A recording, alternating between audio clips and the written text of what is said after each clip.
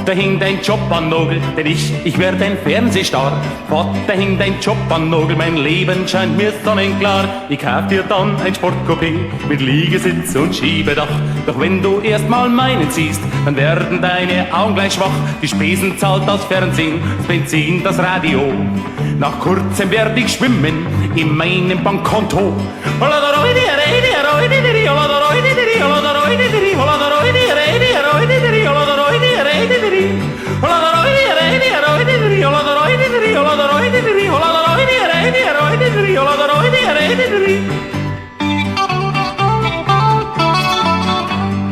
Vater hing dein Job an Nagel, denn ich werd ein Fernsehstar. Vater hing dein Job an Nagel, mein Leben scheint mir sonnenklar. Ich bau uns dann ein Bungalow mit Bar und Swimmingpool.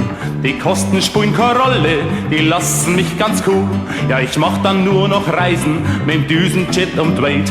Überall, wo ich kurz absteig, ist mein eigenes Sweetshop steht.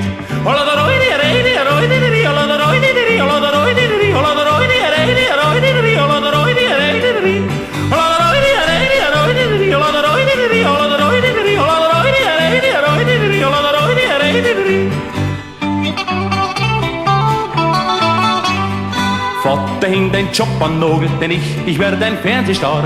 Vater hing dein Job an Nagel, mein Leben scheint mir sonnenklar. Jeden Abend kurz mal Auftritt mit dem Hasel an die Bar.